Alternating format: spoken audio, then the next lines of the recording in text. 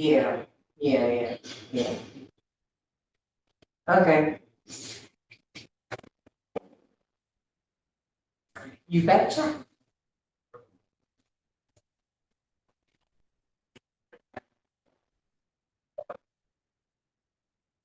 That's right, we are. Okay, okay, bye.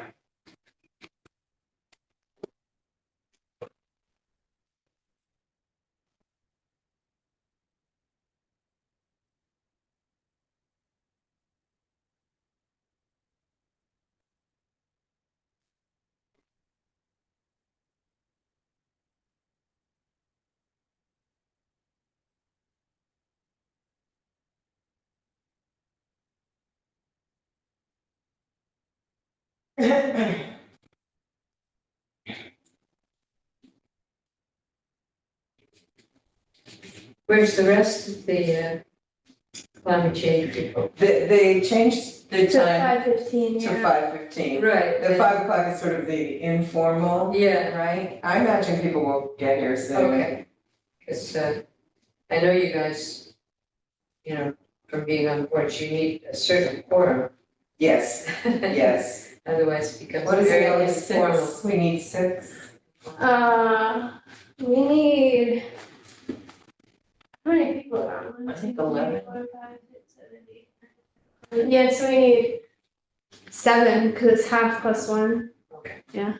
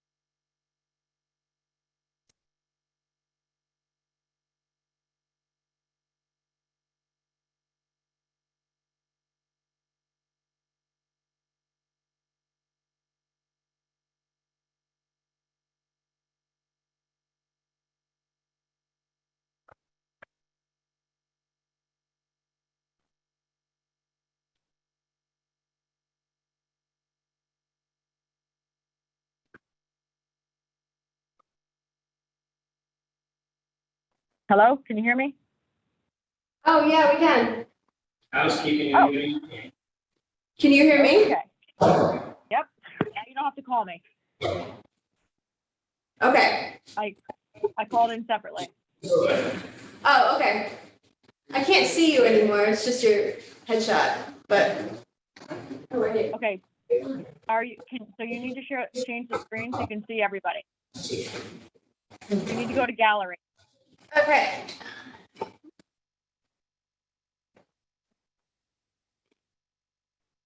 Hi, everybody, we're just getting everything in order, and folks are just arriving, so we'll get started in just a minute.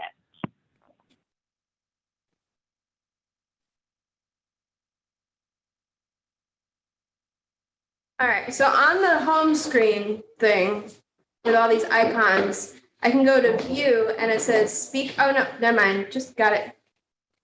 Figured it out. Great. Are these your hands? No, those are Julie's. Okay. Well, All right, so you all can hear me and can see everybody? Great. So Ellie, I know that Cal, Melissa, and Roberto are not coming, Okay. and so who's there right now? Kevin, Dan, Ricky, Yeah. Karen.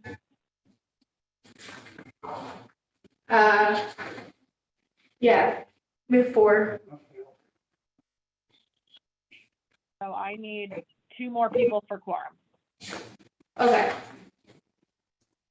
Better made it sound like she's coming. Did you say Betta is or is Betta- not? Betta said she's on her.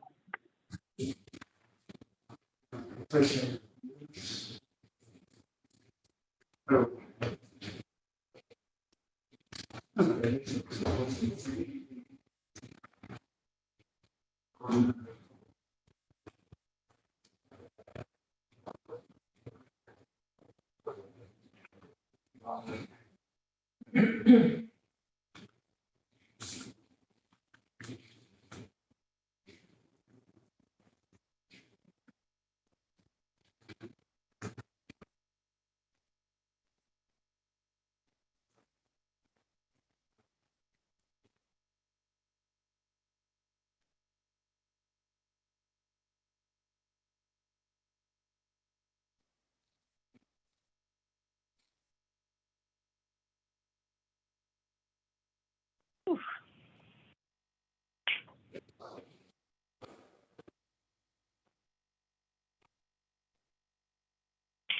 Kevin, I gave Ellie my notes for changes for the meeting minutes. You got them? Okay, great. Thank you.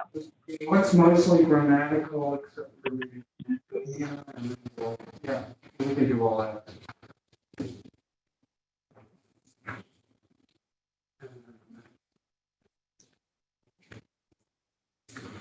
So we're just waiting on 2 more folks to arrive, and then we will have quorum. Hopefully everyone is doing well. Sorry that I am remote, but I'm also not sorry. I am on vacation, and I called in, and here I am. And it was a fair to figure out how to get here, but here I am.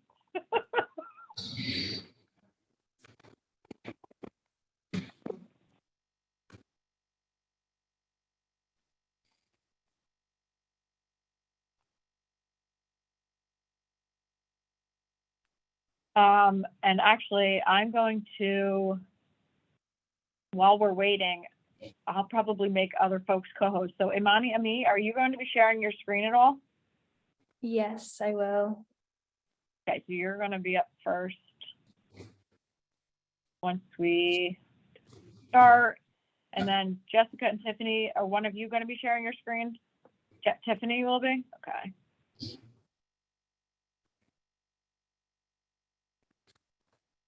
And Shannon, are you here from It's Electric? I am, yes. Yeah. Okay. Tia's going to Great. be So helping out too. Okay. And so which one of you will need to share your screen? If it's easier to just assign it to me at this point, that's fine, but either one of us can do it. We both have the deck. Okay. Perfect.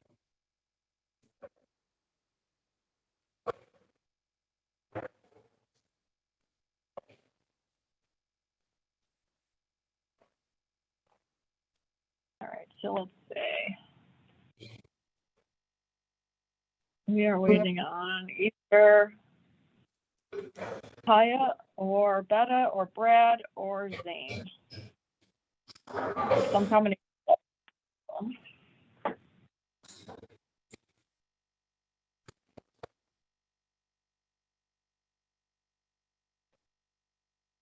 I hope the weather in Kingston is as beautiful as it is where I am. I think that it has been beautiful there, but I don't know for sure.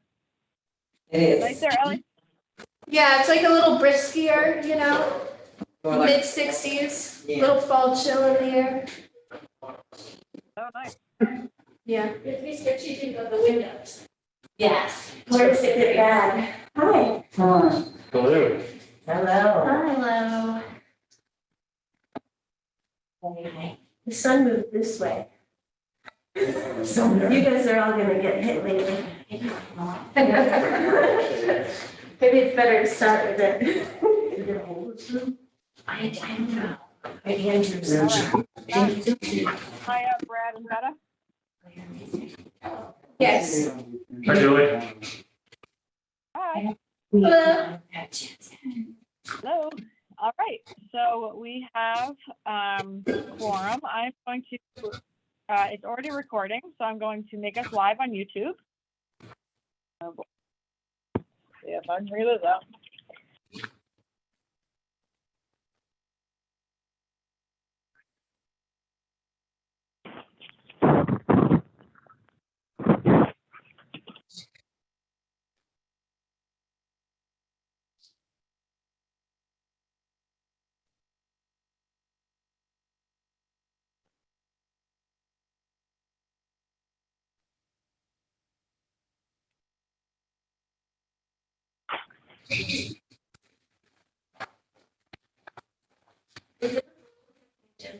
The other one page. Bigger than normal.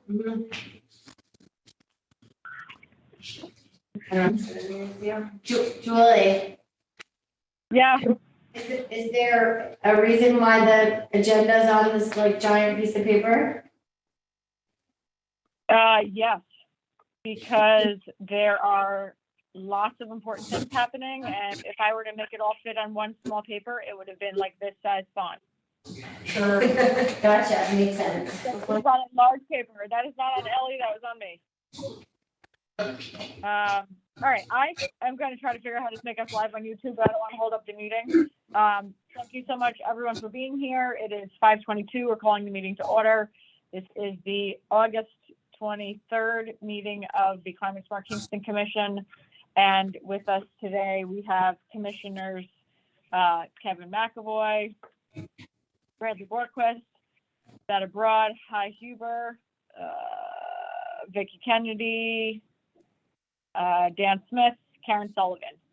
Absent today, excused, are Cal Truman, Melissa Iachetta, and Roberto Rivera. We also have Ellie Gartenstein representing the engineering office, and myself, Julie Noble, representing the Parks Department. And we have a few guests with us today. If we'll start with the guests that are in the room, if you will identify yourselves. Hi, everyone, it's Aneshka. I was here the last time, Aneshka Shebek.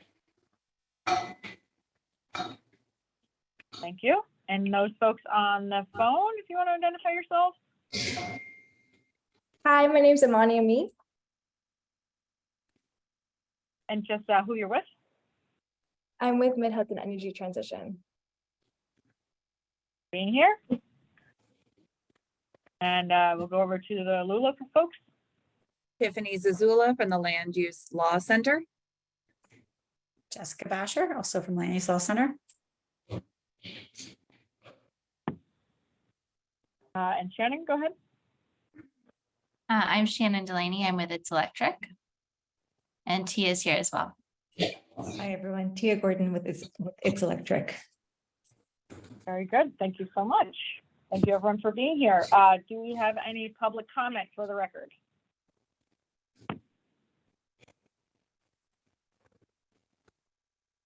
Not hearing any. We will move on to modifications to the agenda. Are there any modifications to the agenda?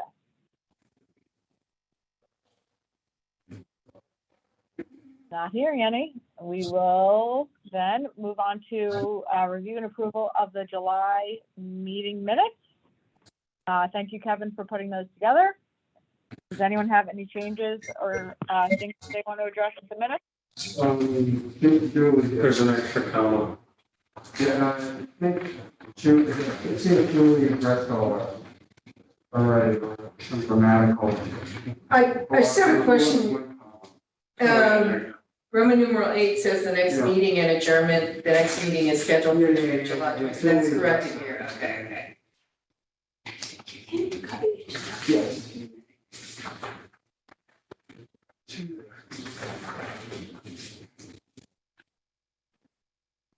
I could barely hear what that was saying, but it sounded like something like the meeting is adjourned was an issue.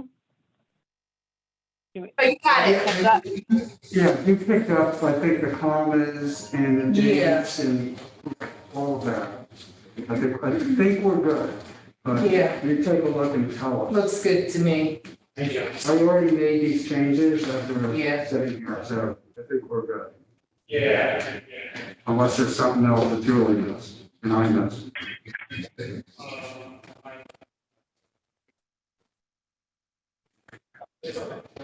Okay.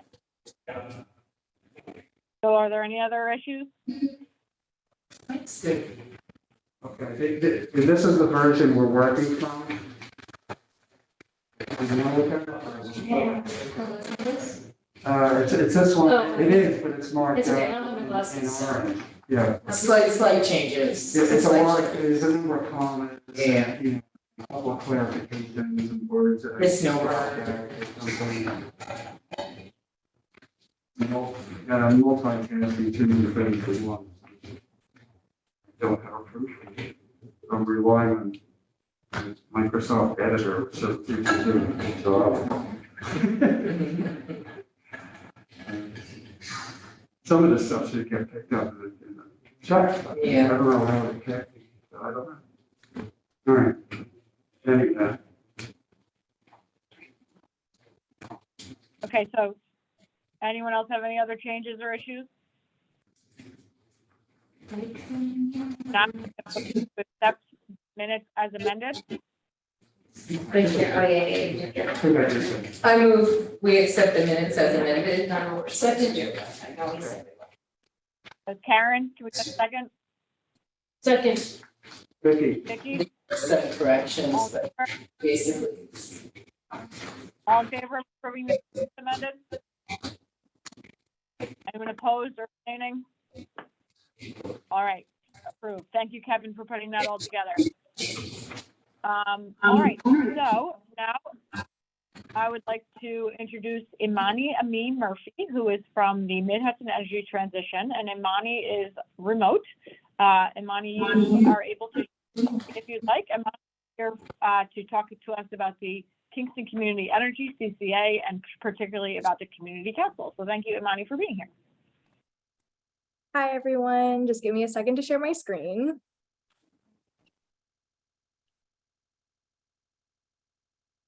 All right. So hopefully everyone can see that. Good afternoon, everyone. My name is Imani Ami, and I am the Energy Education Intern at Mid-Hudson Energy Transition. Today, I'm here to introduce you to a remarkable initiative that's poised to make a real impact in our community, the Kingston Community Energy Council. So let's start by getting to know the heart behind our mission. Mid-Hudson Energy Transition, or MHET, is all about driving sustainable energy solutions right here in the Mid-Hudson region. We're committed to creating a greener, more equitable future for everyone who calls this place home. So if we zoom in just a little bit, Kingston Community Energy, or KCE, is where the magic happens locally. It's a vital part of the MHET family, focusing on empowering our community with sustainable energy programs like a community choice aggregation, and we have other initiatives that we're starting as well. So this is where you guys come in. We're here to talk about the Kingston Community Energy Community Council, a platform that will allow you to play an active role in shaping our sustainable energy future. It's about making sure that everyone has a voice in you know, the initiatives that we're creating. The community council specifically supports Kingston Community Energy, is dedicated to the Kingston area and its unique needs. So our focus is on building a sustainable and equitable energy landscape right here in Kingston. So what does the community council do? You're probably wondering. Well, it's a two-way street, and the community council is specifically created to support the initiatives of Kingston Community Energy. Its key responsibilities include shaping program plans, providing feedback, and identifying funding opportunities. In turn, Casey implements the feedback from the community council members in their initiatives.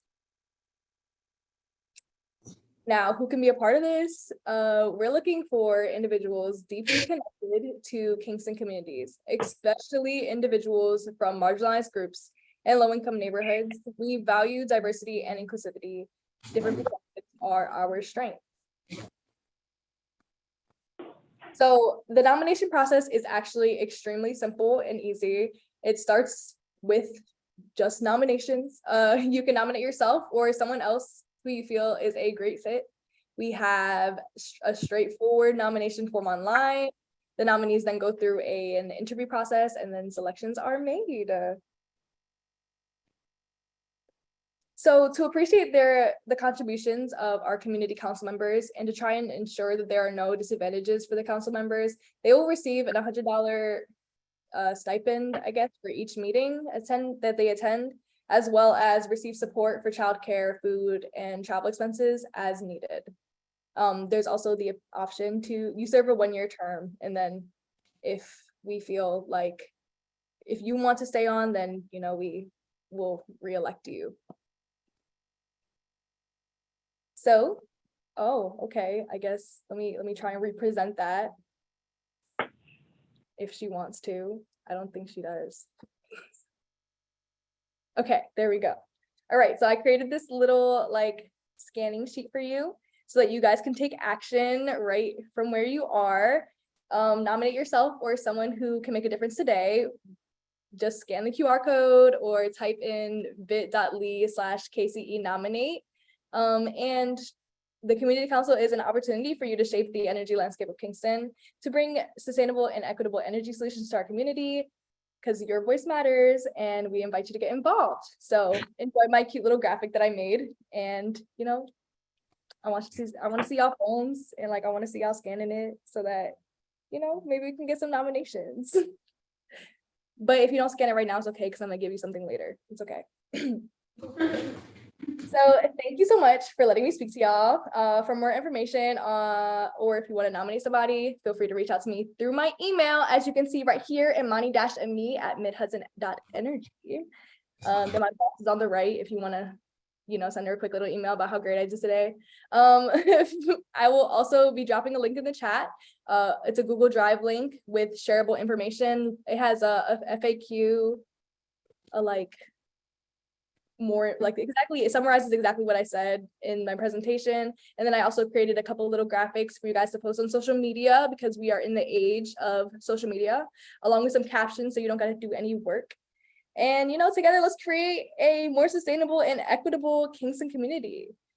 Does anybody have any questions and comments?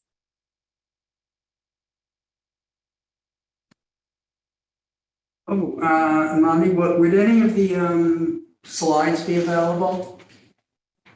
That you just, it kind of went through quick and I was trying to do it for the minutes. I'd like to make sure I get it presented accurately.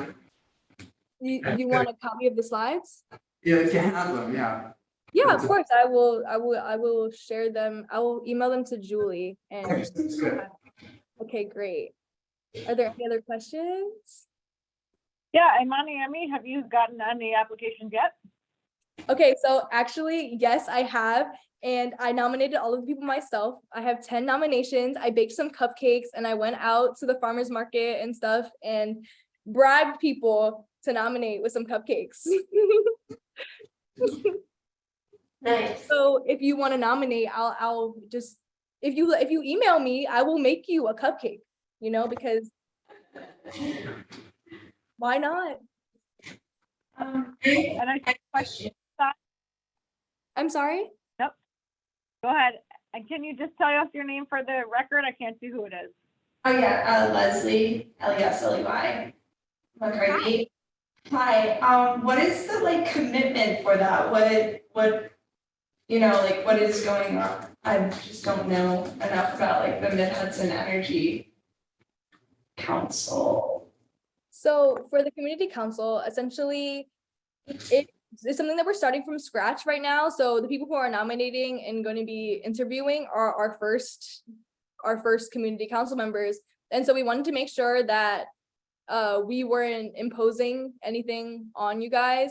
You guys kind of get together the first time and are gonna say what time you're available and how often you can meet that works with your schedule. I think it should be at least monthly is our goal, but otherwise everything else is mostly up to the people who will be selected to be on our community council. Cool. And Imani, can you give an overview of what MHET is and what CCA is for folks who may not be familiar with your organization and CCA? Yes, so don't mind, I'm about to actually go back to this page and read off because if I don't, I will be talking for a very long time. So MHET is a 501 not-for-profit in Kingston, New York. Our mission is to empower municipalities, their residents and businesses to own and share renewable energy, create healthier buildings, and join in community wealth, building to strengthen the resilience of the Hudson Valley in the face of climate change. So Mid Hudson Energy Transition is partnering with Power Market and the city of Kingston to create Kingston Community Energy, which is a community choice aggregation, which essentially just pools together the buying power of Kingston, and so that we're able to negotiate with energy suppliers to get stable rates for energy that comes from renewable sources. And then because we have a little bit of a different model, so we have an advanced CCA 3.0, which includes energy education initiatives, our healthy and resilient homes initiatives, and our Mid Hudson Energy Equity Fund. So yeah. Right, so this community council will help to advise this CCA, right? Yes. Awesome. So we're looking for folks MHET and the city are looking for community folks with compensation, as you noticed, to help to provide community input and advising and a grounding, sounding board for this CCI program throughout the process moving forward. And so I think it's important to have, a variety of community members involved here, and I'm looking for seeing folks that are interested in participating, and whether they got a cupcake or not, I'd be interested to build this team. And so anyone who has,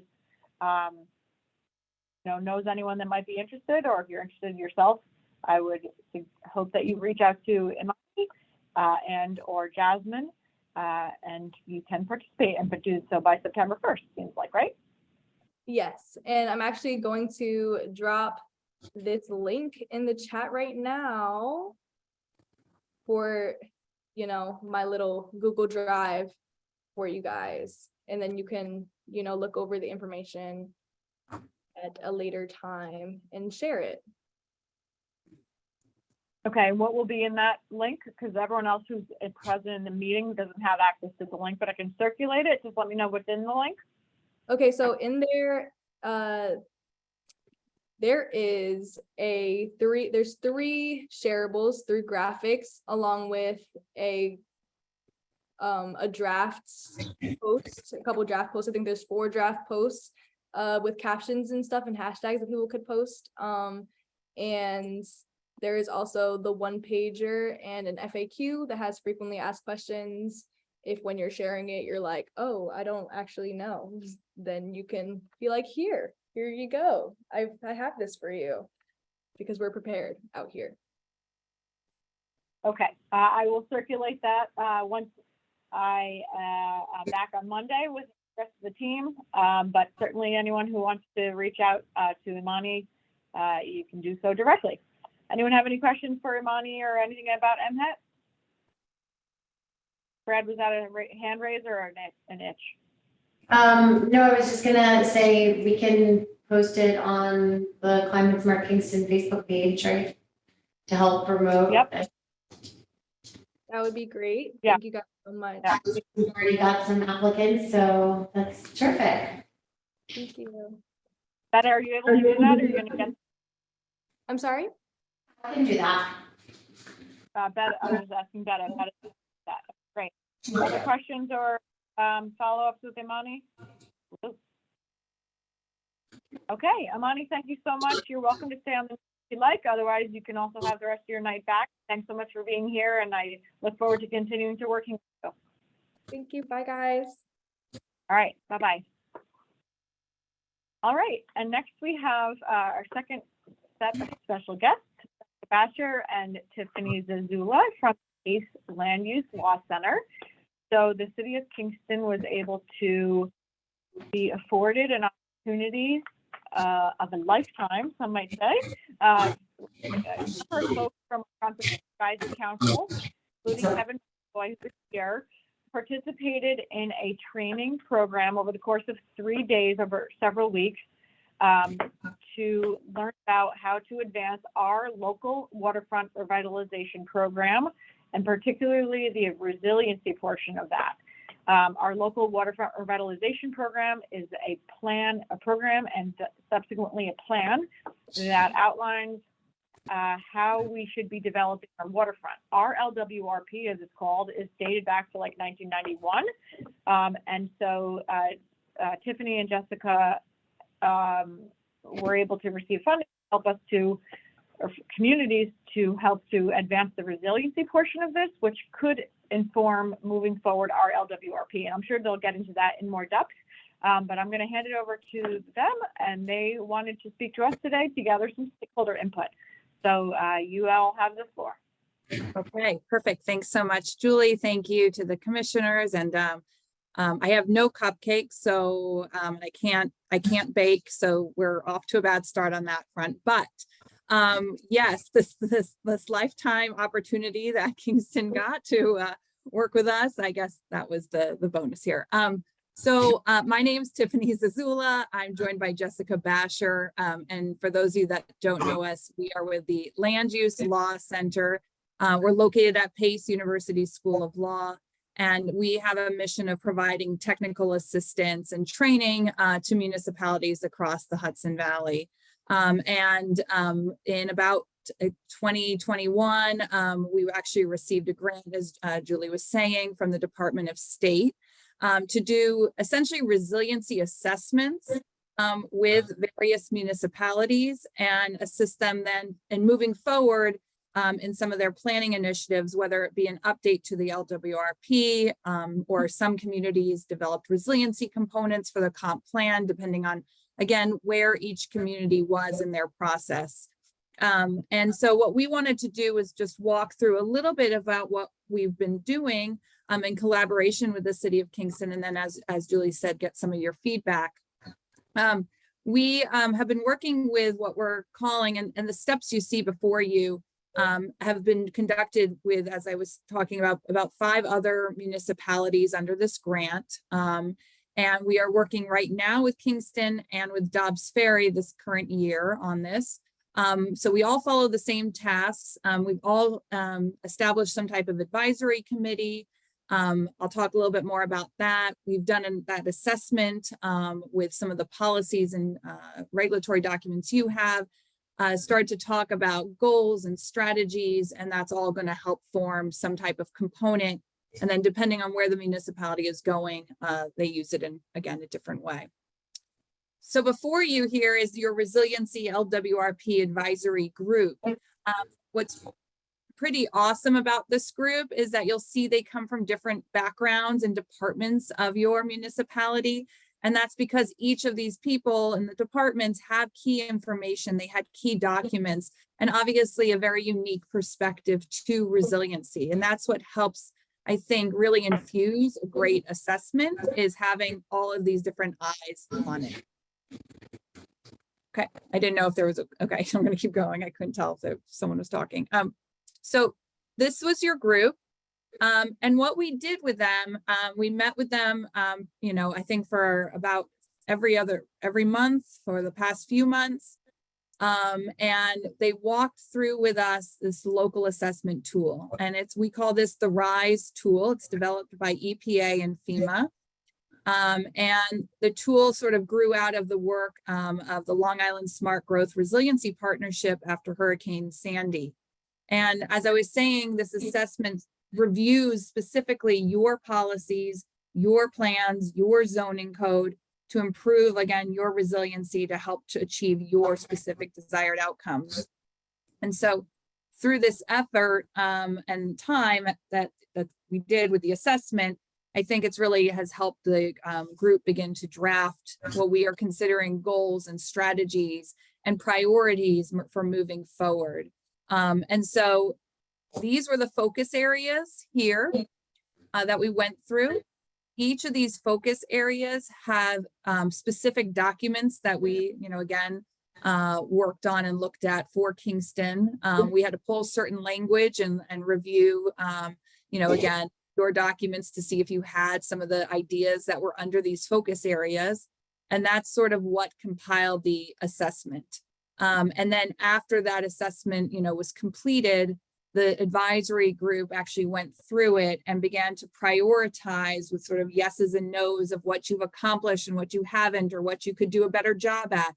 And that has brought us forth to where we are today. So we're going to share sort of what those priority, we're going to call them goal areas were, and then some of the strategies that only a handful, we're not getting to all of them, that would take us all night, but just a few of the strategies that I think were highlighted by the group as, priorities of how you would potentially want to move forward. So I'll turn it to Jessica.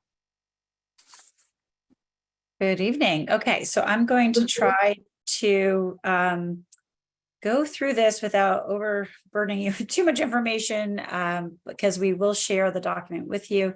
But I'm going to highlight the goals and some of the strategies that came out of this process, and we'll kind of work through each one. You can jump in at any point with questions, but we will at the end kind of open it up for discussion and questions as well. So the first area is really focused on making sure that the city has the information that is needed to make decisions about resiliency. And so the goal identified is to ensure comprehensive understanding of known hazards, risks, and vulnerabilities and their potential effects, physical, environmental, economic, and social. So really just ensuring that information is there. So you'll see 3 of the example strategies that we included identify information inventories that the city should have. And so I do want to note that as somebody's kind of walking through the tool and what we did, because the strategy is here, it does not mean that the city has not done anything with regard to one of these strategies. It could mean that something's been done, but it was identified as a strategy or something that they wanted to kind of advance more or broaden what they were doing as well.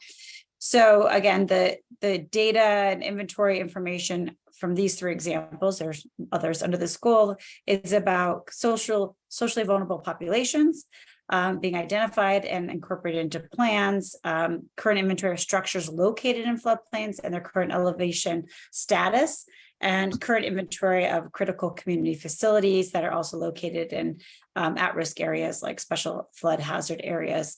And that's maintained. So just again, it's about having information and data and those understandings and starting to incorporate that into planning and decision making, which we'll see a bit more of as we move into some of the other goal areas. Another goal area was really focused on the conservation of land in critical coastal areas. So, you'll see other goals looking at kind of where development happens, but this is particularly looking at, where land should be conserved. So conserve land in critical coastal areas, river corridors, and other flood prone environments, being a city and, already built out in a number of ways. Looking at what land is available or inappropriate for development. So you'll see some of the strategies here looking at kind of opportunities for land conservation and considering that in the planning and designing of capital improvement projects, a plan or program to acquire through purchase or donation conservation easements on property with sensitive natural features to ensure long-term protections in place. Open space and natural features are considered using overlay zoning districts and future projections are considered when determining regulatory setbacks for land adjacent to tidal waters. So as I mentioned, highlight again, it's not to say you're not already doing some of these things, and we know you have efforts to update your zoning, but this is kind of highlighting the areas where improvement or initial strategies could be undertaken. The next goal is focus on reducing risk to people, buildings, and facilities located in vulnerable areas. So some of the strategies there are focused on kind of vulnerability assessments, and those results being incorporated into relevant plans. So kind of identifying those vulnerabilities, but now putting that information in comprehensive plans, hazard mitigation plans, land use plans, and really continuing to think about and kind of expand that as needed. Using incentives and providing those for first floor elevations and elevated systems when needed.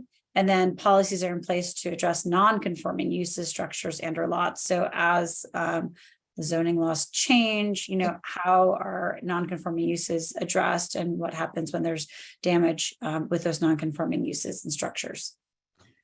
The next one, and I know this is a lot, so again, we will be sharing this in detail where you can take your time, but trying to give you a kind of overview of what this group has been working on, and it's been a lot.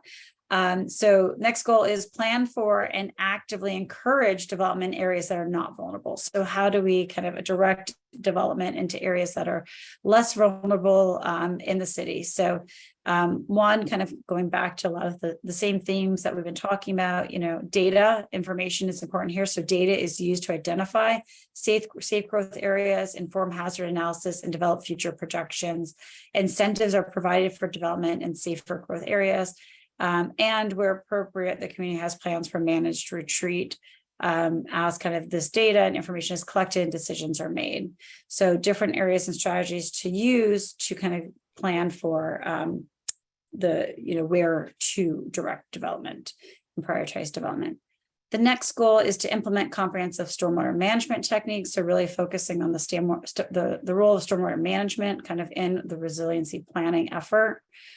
So one is to have a goal within comprehensive plan that encourages green infrastructure and new development. Green infrastructure is featured in sustainable streetscape programs.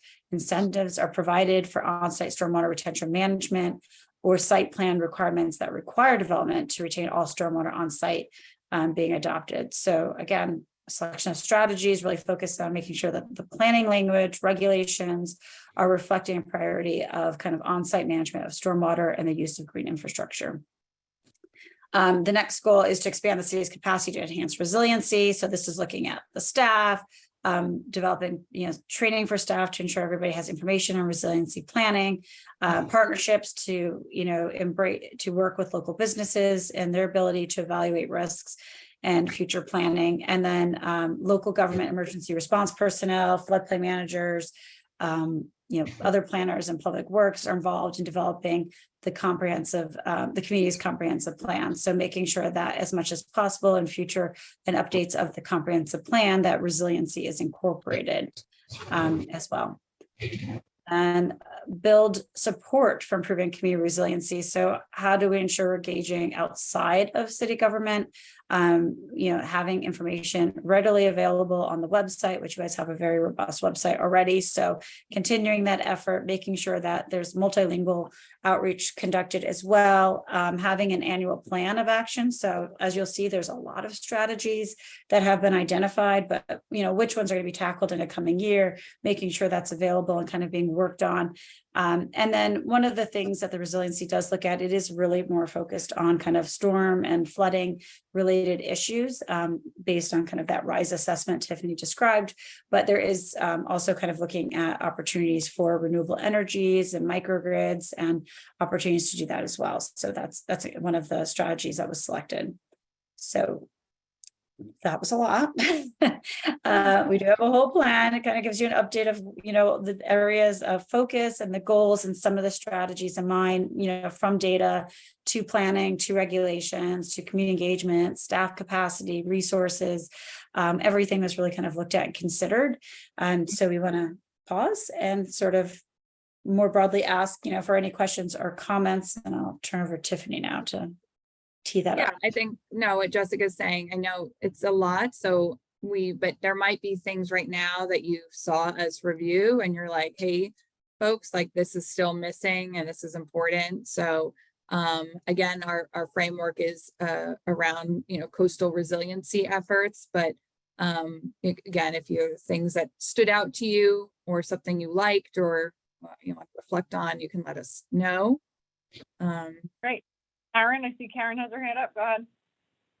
Okay, I'm not seeing, it may be there, but I'm not seeing a focus on developing with flooding in mind, that is to say, buildings that are flood capable, where the furnace, the utilities are on the first floor and the basement has the ability to let water flow from one side to the other, or building on stilts. Just throwing it out there that those things exist and in new construction, maybe they could be considered in flood-prone areas.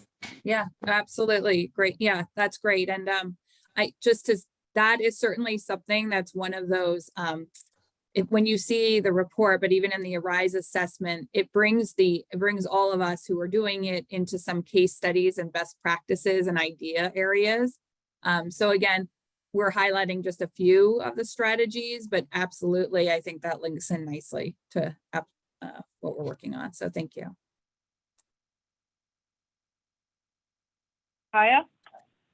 Yeah, that like you meant, that was a lot of information, and the strategies proposed. So how do you determine where, like, what strategy does the city of Kingston like go for first? How do you triage like what's important? What's the first step to take? Yeah, so part of our work, which when I go to my next slide, is we wanted to just sort of gather a little bit of just quick feedback from people on those goals that Jessica went through. And again, when you see the full report, it'll have more strategies that you can begin to review and look at. But you're absolutely right. Like right now, all we did was start to remove specific things that we knew the city either had accomplished or maybe didn't want to work on right away. And so in the report is sort of right now what the advisory committee feels like are some priorities that we could look at. And we can, after we get some input in and, take another crack at this, we'll be coming back to the advisory committee to talk about even further prioritization, right? And think about how we use this document to go after LWRP funding to accomplish the LWRP update, which would get us into then prioritizing and reflecting on specific strategies and thinking about, the financial implications of that and what the city staff can handle at this point. And, those types of questions. So I will share, I'm not stopping. I just want to show you all real quick here's what we're going to send to you. Because we know, again, this is like a lot to digest. So we'll send you on a Google Drive the draft resiliency components. So it'll have all those goals and the variety of strategies in it. And this is still draft. We're going to, and then we're going to actually go share this with your CAC as well at an upcoming meeting. And we want to take some more feedback from everybody and various stakeholders just to get a sense of those goals resonate and those strategies are just, what people have to say. And then again, we'll reconvene our Kingston LWRP project advisory group to finalize it and to start to think about how to go after funding for next year and things like that. So. Great. So you'll send me that. Well, I'll have that link and I'll circulate that when I get back. When do you want comments back? Jessica? I would say the CAC meeting, right, do you know offhand, Julie? September 9th? I don't have. I can look it up, but basically we can put in the email, but we'd be looking for like a week after that. So maybe like around September 15th. I think we're September 12th at the CAC, the second Tuesday. Okay, great. So maybe like, week from there, so around September 19th. would be great, because then we can collect everybody's, look at it all together from both meetings and incorporate it. Does that work? Okay. And what kind of comments are you looking for? Good. No. Oh, I was just gonna say, mostly in line with the questions that Tiffany was asking. So, you know, if anything is missing, if anything anybody thinks is a priority or should be corrected, or somebody doesn't like something, welcome to hear that as well. So, you know, if you look through it and you really feel like something's missing, is mostly, I think, or particularly important as we're setting priorities. Tiffany, anything? Okay. Yeah, the only thing I wanted, Doc, or are they going to send me comments? How do you want that to happen? Yeah, so it's actually a PDF that's posted, rather than put comments in it. Ideally, they would send an email with, you know, a bulleted list of any feedback. If somebody has an interest in like doing more like wordsmithing or something, track changes, my email you can share and they can contact me. I can give them a version that they can dig into, but ideally it'd be kind of broader kind of thoughts on things, as far as kind of the goals and strategies that they're saying. yeah, and the only thing I would add is, a lot of people like to get bogged down by like, this isn't possible, right?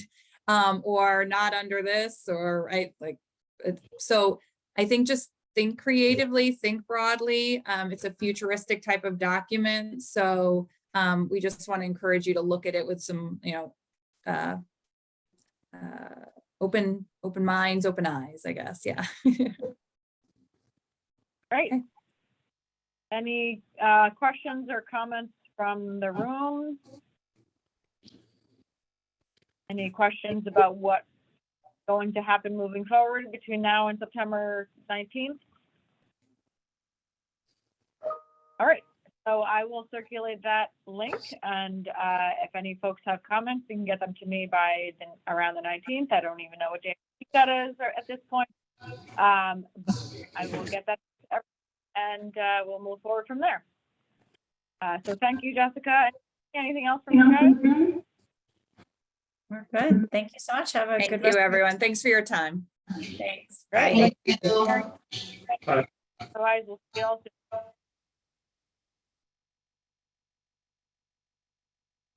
All right. I would now like to introduce Tia Gordon and Shannon Zulami, who are here from It's Electric. I know Aneshka is here as well on that topic.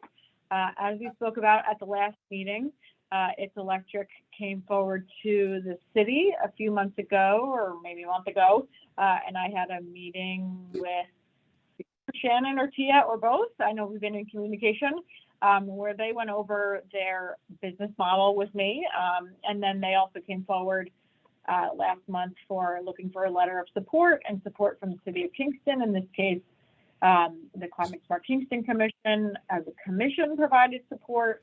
And so there was some request from this commission for the It's Electric to present formally to the commission itself.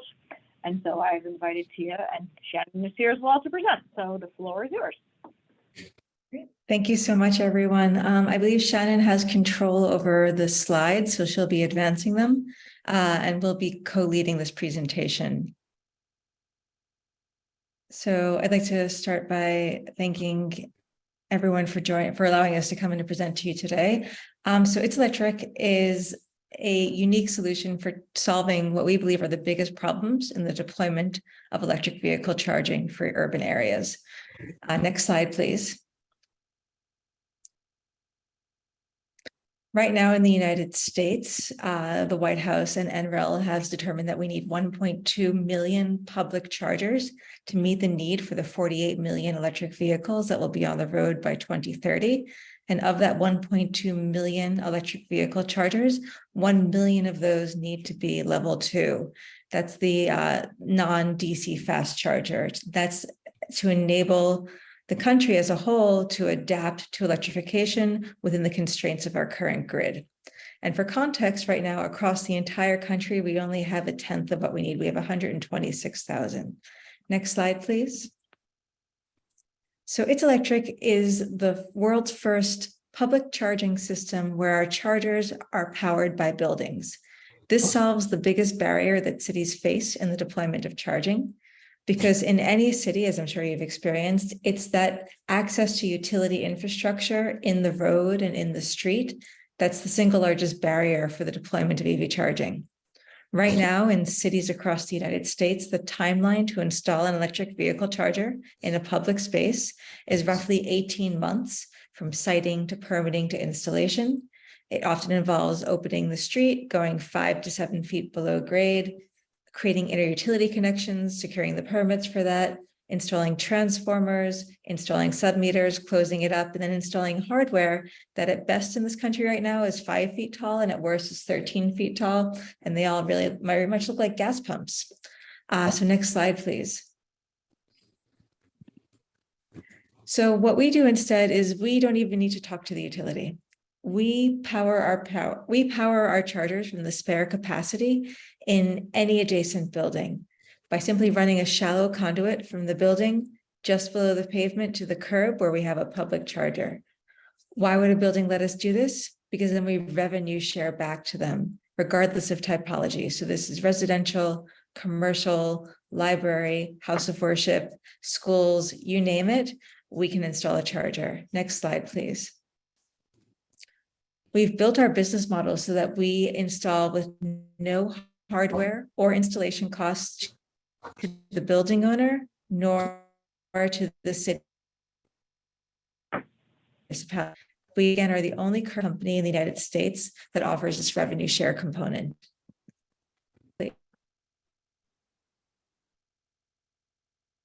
All these factors, next. You're breaking up.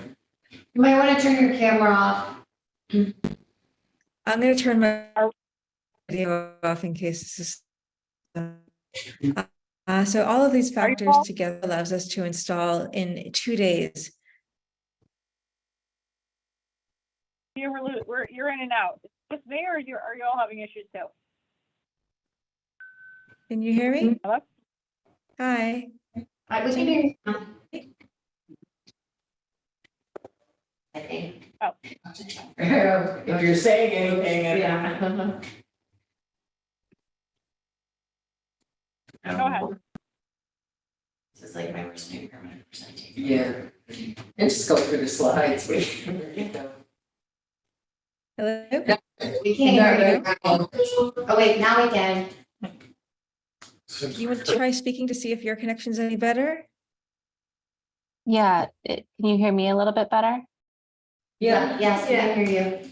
Okay, so maybe Tia, I'll just give it a minute to see if your internet connection gets a little bit better. But I think what Tia was in the middle of saying is that this really allows us to install within 2 days anywhere with a building and a curb. And that is really helpful in terms of serving people who park on the street who don't have access to a garage or a driveway. And that's especially important for people who live in multifamily housing or who are renters. Again, with people who live in multifamily housing, that's very clear that they might not have access to that garage or driveway. But even with renters, they might not have access if they're, if the owner of the house, keeps the garage or the driveway for themselves. And so this is really important to making sure that we can have electric vehicle charging in those near home situations, and that can happen very, very fast and very quickly. So let me see here. We are also the first US company to offer a detachable cord model. This is something that is really popular in the EU and the UK. But with this detachable cord, what that allows for is a couple of things. First is a very clean streetscape. Instead of having cords that are dangling, that are potentially blocking the roadway, causing accessibility issues, the roadway is just kept clear because the cord is kept in the trunk of the car when it's not being used. The second thing that's really important is that this is important for reliability. The cord is the #1 thing that breaks on a public charger. And with a lot of our competitors, once the cord breaks, you have to replace the entire unit. And so you're rolling a truck to replace the unit. That's expensive. And with us, if the individual cord breaks, we can replace that cord with the driver themselves, but that charging post remains online and available for the next driver to use. So we think that this is especially important for city streets for aesthetic purposes, but it's also really important to help meet the president's goal of remaining or of achieving 97% uptime and reliability. So taken together, It's Electric really is solving the 3 barriers that cities face when looking at EV charging deployment, and that's time, cost, and adoption. We solved the time problem because, as Tia was mentioning, we are able to install much more quickly because of this behind the meter connection. That behind the meter connection is also going to save us a lot of money. And so that's going to allow us to deploy in places where there isn't necessarily high rates of EV adoption yet, but we can help to solve that chicken or the egg problem that cities are facing, where it's often too expensive for the private sector to deploy public charging in areas that have those low rates of EV adoption, but that just perpetuates the cycle of people not feeling confident that they can actually buy an EV. So with those savings that we pass on to cities, we are able to deploy in all areas instead of just areas that have those high rates of EV adoption now. This is just a slide that shows just what that installation process looks like. What's really interesting here is the diagram all the way to the right shows how it's very modular. All of that subgrade work that Tia was describing, the conduit that goes under the sidewalk, that will stay in place. But if someone backs into the charger, if it's vandalized, if there's any damage of any type, or even if down the road we have an improved product and you want that new and improved product, it's easy enough to pop off the top of the charger and replace it without having to do any of that subgrade work again. So that is also helpful just in terms of maintaining that easy installation and maintenance. In terms of that product roadmap, we are thinking ahead to additional services that we can provide now that we've pulled that power and have that connection at the curb. I know a lot of cities are exploring this kind of, curbside and civic IoT.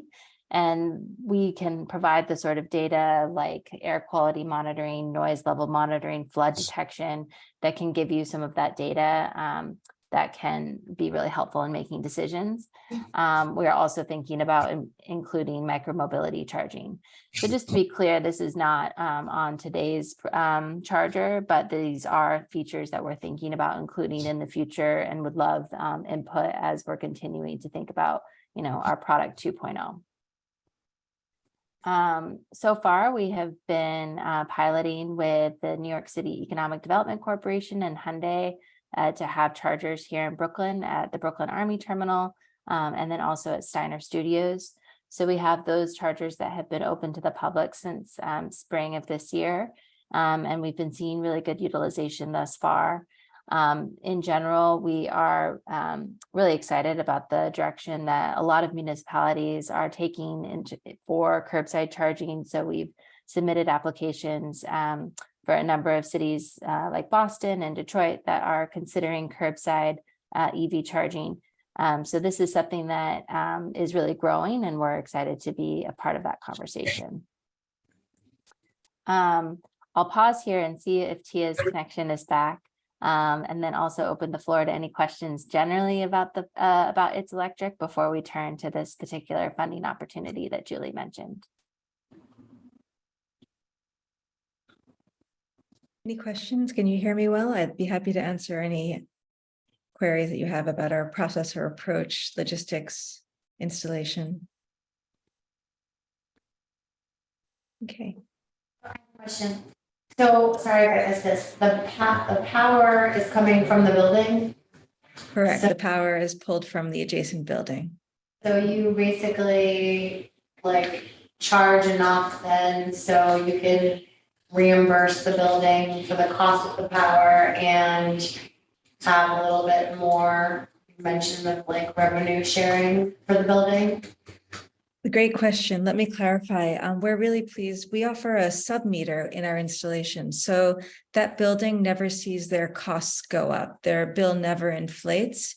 Instead, they only receive credits on their electric bill. Think of it like net solar, but for EV charging. So we have a sub-meter that's installed inside the building. And so all they receive really are those electric credits or that passive income, depending on how the payout occurs. Okay, so they don't actually Yeah, that would pay. be, that would be a deal breaker, I think, if we had to have people lay it. Okay, interesting. And then the pilots that you're doing in Brooklyn, how do people like, I mean, are you marketing to the people at those like workplaces and offering them the chance to buy the cord? Or, you know, how do you go, how would we say, for instance, if we were interested in Kingston promoting something like this, you know, how would we even go about like marketing it and getting people to be interested enough to buy the cord, and how much does the cord cost? Excellent question. So ultimately, we predict that the cord will come with electric vehicles in this country the same way that it does in the EU and the UK, where there's already a vast network of, let's call it a variety of different sort of curbside charging solutions. Since we're the first in the United States, we provide the cord to our drivers when they sign up, just merely as a stopgap.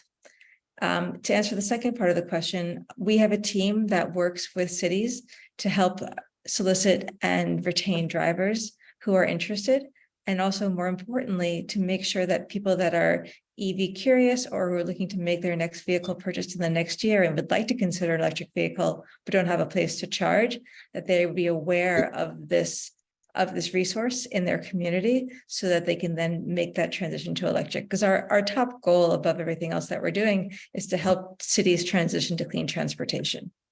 So we take that on, but we also, as part of our follow-ups that we'd like to do from this call, is understand, you know, who you think within the Kingston community would be interested. We work on a variety of different levels, working with single-family homeowners, working with larger community organizations, working with religious institutions. So there's all different ways that we like to come out and enter the community to solicit where chargers should be located. We realize that they may not be welcome in some areas, and that's completely fine. You know, we don't need a charger in front of every building. If we're looking to have Kingston be able to meet the needs of its citizenry when the majority of vehicles on the road are electric, you'd be basically looking at one charger for every 10 electric vehicles.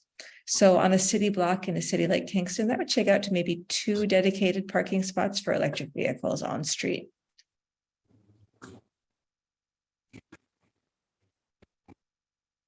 Brad, go ahead.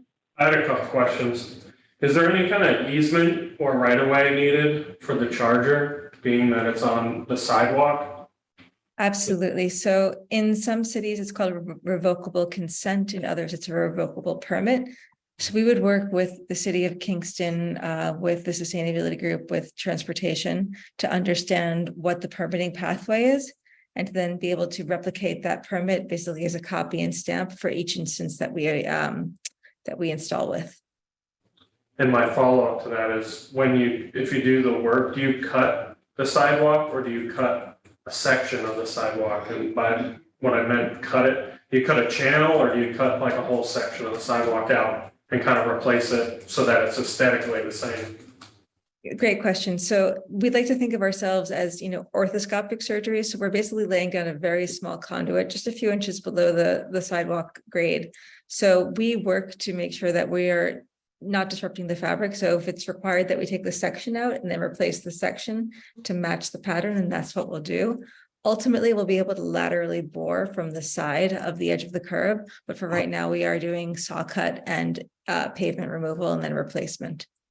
And we have documentation from our Brooklyn pilot that demonstrates sort of the light touch of our installation compared to what is the other approach right now in terms of connecting to utility. We'd be happy to share that as a follow-up as well. Thank you. Mm-hmm. Kaya, go ahead. Is there any model where these charging stations have cameras on them? Interesting. As Shannon was mentioning, we are interested in helping cities meet any sort of civic IoT, so sensing or data collection. We don't provide cameras in this current model, but the actual charger itself is very much hollow. It's very much just sort of an empty vessel, if you will. And it's designed that way so we can accommodate any kind of data capture third-party software that you would want to mount inside this. Because we know that there is a lot of interest from cities in being able to capture that sort of census block by block data pattern. So the shorter answer is we don't have a camera, but we could accommodate that technology in the future. Could you just review the sub-metering thing again? Sure thing. How that works? Sure thing. So we install inside the building on the electric panel a small sub-meter EVSE box. It's about half the size of your standard electric panel. It mounts right on the wall. And that's what monitors the electric use of the charger. And then we are able to pay for that separate electrical usage, separate from the main meter's bill. So we can just call the utility directly and we have payment systems built in. So that building doesn't have to take on the onus of payment to the utility company. Right. So this, yeah, you're reimbursing the owner based upon what's on the sub-meter. Okay. No, it's not a reimbursement though, because they're not laying out the cost. We're paying the sub-meter cost directly to the utility. Oh. So you don't even see the bill. Yeah. Okay. So if your meter is a sub-meter to the building, the primary meter will tick upwards at the same rate, but your payment scheme is happening sort of invisible to the building. You're paying the utility on behalf of the owner for you're basically paying down their primary electric bill with what you've read on the sub-meter. I believe I understand what you're saying. And yes, so the owner still pays for their regular bill and their regular electrical use. And then we're paying just for the sub-meter use. The two are very much segregated and they don't touch each other. So the connection is above the meter, not below the meter on the residential side, and the power is routed through the house and then out to the street. Yes. So you're not tapping into the building main service panel. We are using the main service panel, but we're monitoring that use separately and we're making sure that's paid separately. Okay. So that requires quite a bit of cooperation with the utility. No, it's the same. It's a level 2 charger, which is the same power pole as an electric dryer. It's 240 volt, 40 amp. So provided there's capacity on that meter, capacity on that panel, we don't need to integrate the utility. It's the same as if you had an electrician come over to install a dryer, you wouldn't need to contact your utility company for that. And that's the same approach that we take. I just meant for the billing portion of it and the repayment scheme. Or perhaps a slide would be useful that shows a diagram of how the connection is made and the pieces of equipment and maybe how things appear on bills. Of course, and how things appear on bills will probably be different with each utility company that we work with, but we do have documentation in terms of what the connectivity looks like on the EVSE side that we can share.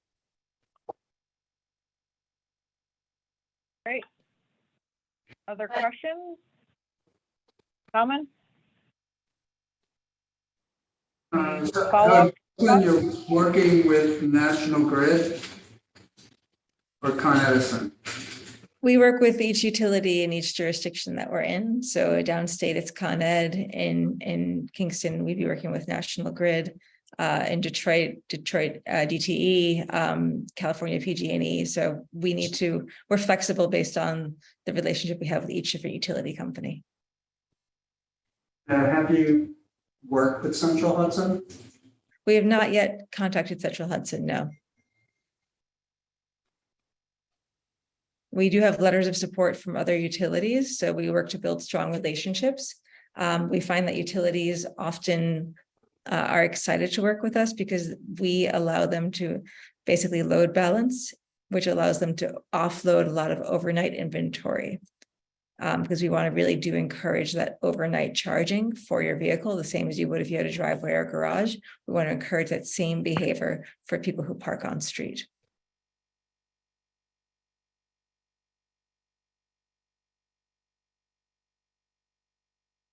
Okay. Anything else from anyone here on the commission? I would just maybe recommend Tia to look up Central Hudson's billing issues, just to get some that perspective. I think it was the elephant in the room that no one mentioned, so I thought I would. Yeah. Okay, duly noted.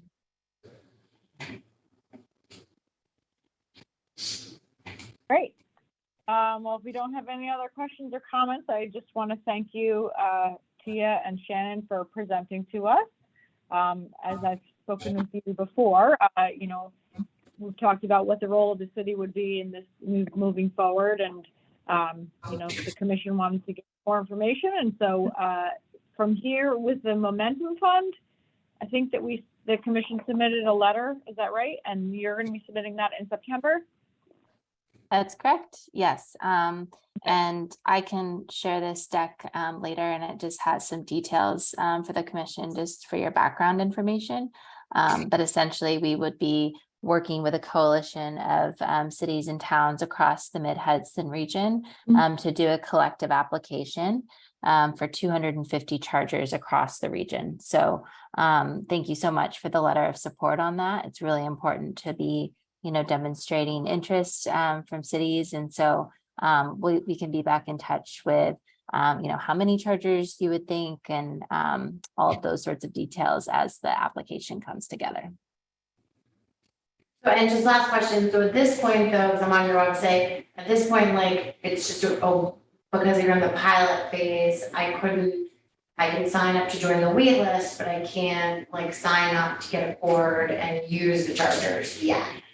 Not yet. We'll need to deploy chargers in your area in order for you to sign up, but that's how. So that's why I was just curious whether I could like use the ones in Brooklyn. I mean, yes, if you wanted to charge in Brooklyn, we have 6 chargers up. We'd be happy to give you a cord and invite you to be part of this early pilot, which would actually give you free charging for the next month.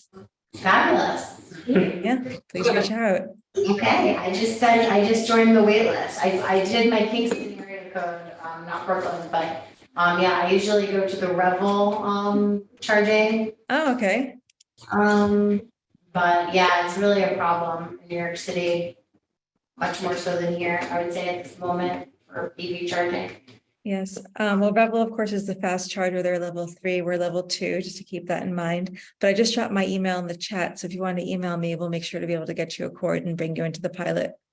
Okay, great. Thank you so much. It's No, thank you. very cool concept and so needed. Great. Thank you so much. Awesome. Well, thank you, Shannon. Thank you, Tia. Any further questions?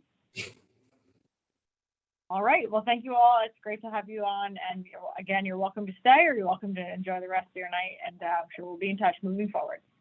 Great. Thank you, Thanks guys. so much, Julie. It's a pleasure. Bye-bye. Bye-bye. Bye-bye. All right. So I don't know if anyone wants to have any discussion about any of the presentations or move on. Didn't necessarily say that we were going to have any action on any of the things, but I don't know if anyone wanted to have any follow-up about that last presentation, particularly. I know folks wanted to have more information, but I don't know if there's something you wanted to discuss with the commission regarding it.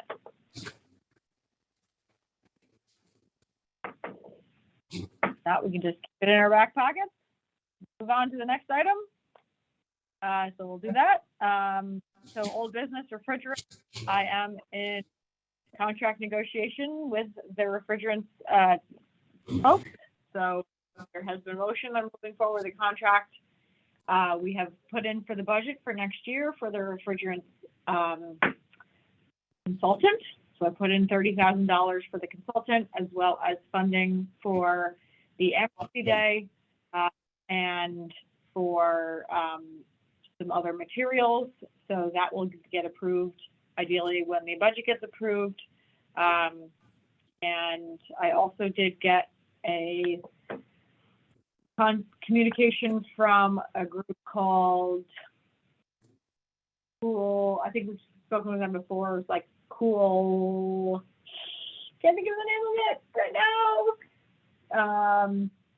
The New York State organization that works on refrigerant, management, and they want to do the process next year's fair for free, and bring in a community does the evacuation of refrigerants right on site. And so this would be working extraneous to Department of Public Works and collecting the units, evacuating them on site, and then managing the recycling of metals themselves from the units with our metal recycler.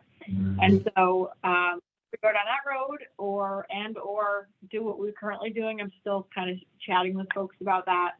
And in the meantime, the contract is finalized, which should be within a few weeks.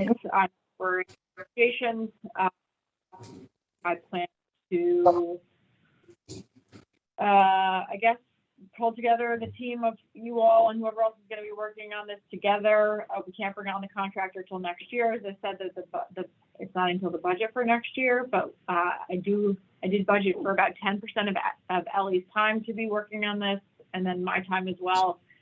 So I should have more further information at the next meeting, but that's kind of where we are for now.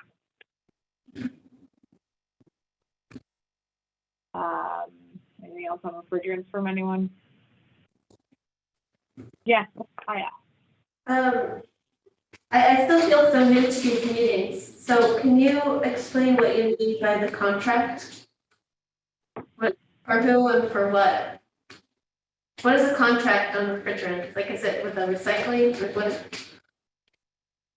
what is it? So I got a $1 grant from DEC to hire a consultant for next year or a couple of years to I got $30,000 up to $50,000 grant is to hire a consultant to do the inventory, both our fleet and our municipal, and also help to develop a refrigerant management plan and a procurement policy plan. And so right now I'm in into contract negotiations with the state, which basically means that they send me a draft contract of this is what our grant contract looks like. Our corporation counsel, our attorneys look at the grant contract and say, we need to change this word. And then we just finalize it. So we're finalizing the scope of work, the budget, and the contract itself. And as soon as that goes into effect, then we can officially start on it and advancing the different objectives of the contract.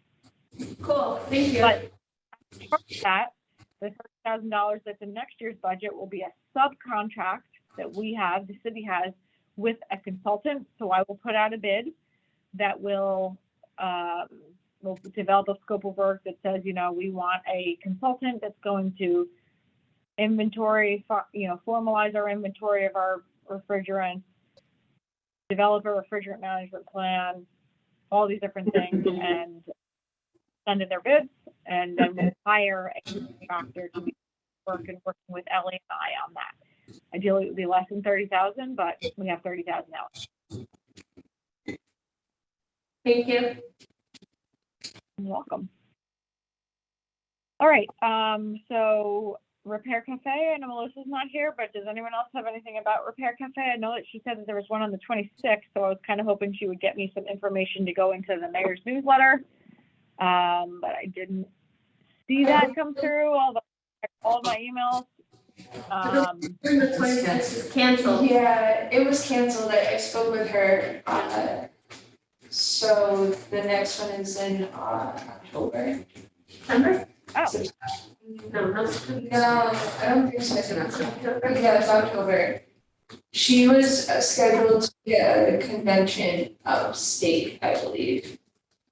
She couldn't find a replacement. Yeah. okay. All right. It's in October, so that there's not going to be one this weekend. Right. Okay. All right. So then, do we need to post something about that, or is that how you all knew about it? It was posted somewhere? Do we need to put it on our Facebook page? What I'm asking?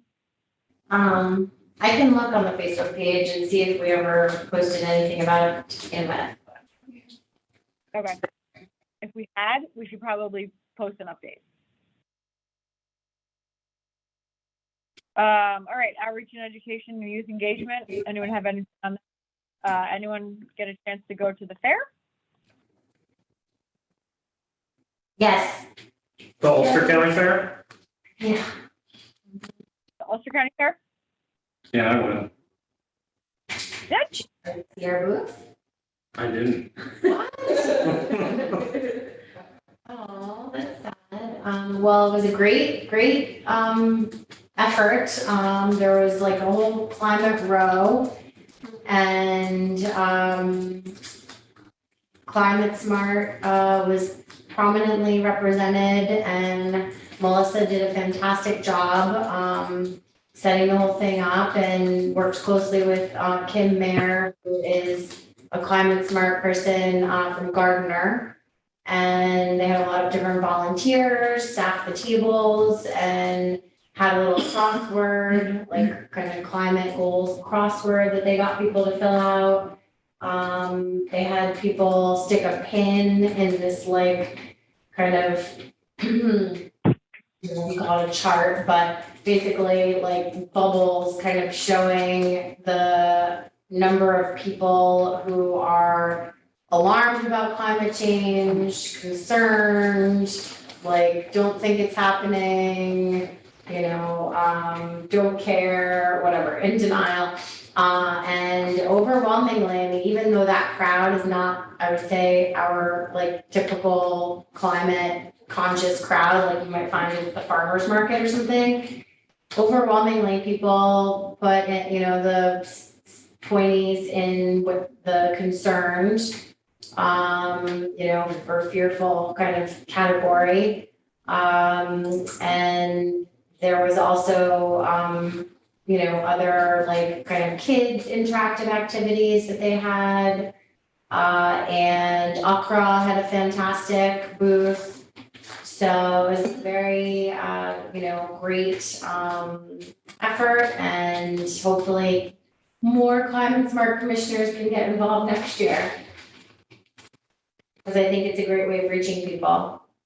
And Melissa is actually, as we speak, at the state fair in Syracuse. Cool. Because we collaborated with the New York for Clean Power, collaborated with a number of nonprofits to have like a similar kind of climate row type thing at the state fair. And so for the whole, like, whatever, 10 days that it's going on. So that was a really big effort, but so was the Ulster County Fair was also, whatever it was, like a whole week or something, so. Anyway, Melissa did a great job. That's it. Good. And I'm looking right now on the Facebook, I don't see anything about the Repaired Cafe. For the one that we talked about. Okay, then I would post anything. We just have one from June. Okay. That was our last. Unless we want to post one about the next. We haven't done a very good job posting things lately, realizing. So what was I supposed to post? Oh, I was gonna post the thing from Amani about India. Okay, perfect. But if All right, anybody anything else else on- is interested, I'll be to post things on our Facebook. All right, anything else on outreach and education or youth engagement? All right, then moving on to clean electricity, a couple updates with the electricity with our buildings. So the bid went out for putting solar on 2 of our municipal buildings. So there will be a request for bids due on September 13th for putting solar on the Andretta Pool and the Rondout Neighborhood Center. And so I put out a bid this week. It was also sent, so it was put on active on BidNet, which goes statewide, and then it was also sent to about 15 local solar installers. And this would be to install rooftops on 2 of our municipal buildings, to fully pay for all the electric in those buildings, and then any overages to go to other buildings themselves, other accounts, to offset other accounts. So we've had a couple of folks ask questions or request the bid packages for that, and we're hopeful for that. We're doing this now in a couple phases. The first phase was the Andy Murphy Center. This phase is now 2 more rooftop systems, and then we'll do another phase, which will be a ground mount system for the Wilbur Avenue DPW complex. I wanted to separate that out because it's not as shovel ready as the 2 roof mount systems that we have, which I'm hoping to get done by the end of the year. And so anyone who knows any solar installers, please direct them to our purchasing office to bid on that again September 13th. And thank you to Ellie for helping to pull together information about that. Ellie, did you want to give folks, do we have any update that I've been following, but did you want to update folks on anything regarding the Andy Murphy Center crediting? Oh yeah, Central Hudson has started rebilling us. We haven't received any reimbursements or any new bills since they started the process, but they have initiated the process of getting everything fixed, related to the meter issues and the solar array. So SunCommon is going to be reviewing our next bill, if not next couple of bills, before we pay them, to just make sure that the credits are, been allocated properly, or the reimbursements are accurate, just to avoid, further complicating, resolution of the issue. But we're working towards solutions, a resolution. Great. And also, we are now in contract for our carbon neutral grant. And so the NYSERDA contract is complete. I have a call, communications in with NYPA, who is going to be advancing that project. And I've sent the notice over to the mayor for his approval. And so the modeling for the carbon neutral project, and that modeling will be looking at the Andy Murphy Center and City Hall to understand what we need to do to make them fossil fuel free. And so project is now officially begun. I expect to be convening a meeting soon of players that are interested in working on the thermal energy network. And so Kevin, you and with Randolph soon, but just to give folks an update, we are in contract with NYSERDA, so it is official. And we are excited to be moving that project forward. So you'll be hearing more about that as we move forward. CCA, we did get a little bit of update from Imani, but I will just also let folks know that very soon you should be seeing some communications come around about opt-in community solar. So there is an opt-in community solar arrangement that is being made with Power Market. And so while we are awaiting approvals from the Public Service Commission, although the public comment period ended in June and they have not made their determination yet to approve our CCA administration, we are able to move forward with some opt-in community solar. And so it will be offered first primarily to the folks that are income qualified and low income and disadvantaged community areas. It will be a 15% discount, which is higher than the standard 10% discount for community solar. And that will be coming through MHET this fall. They tell me soon. So I will, when I have that full information, to share that. But we are excited to be moving forward some opt-in community solar because the Public Service Commission has not yet approved opt-out community solar. So right now people will be able to choose to opt into it for a discount. And I'll keep folks posted on that, the CCA. And super exciting news about SoulSmart. We, although we haven't ever talked about this before, Ellie and I and the mayor have been, for the last couple of years, trying to advance our SoulSmart designation. So SoulSmart is a United States, I believe, EPA program, although I might be speaking out of turn. And it's a designation where communities that are making advances with solar readiness and solar, moving forward with solar work, get recognized for their achievements. And we literally today got an approval, got our designation of bronze SoulSmart certified. So we are SoulSmart certified bronze, which is one of three levels of achievement: bronze, silver, and gold, I believe. And so we have achieved bronze. We are going to be getting a plaque, which says we're SoulSmart bronze, and we have a logo that we can put on our website and other accolades. And it is fantastic for us. Another accolade that shows that we are doing the right thing here. We were able to achieve this because we were able to pass a couple of different, criteria, including, having adopted the unified solar permit and solar accessibility on our website and our zoning. The reason why this is happening right now is that with the new form-based code zoning that we just approved, the form-based code has sufficient amount of reference to and readiness for solar in it that is permitting us to get this designation. We needed a letter of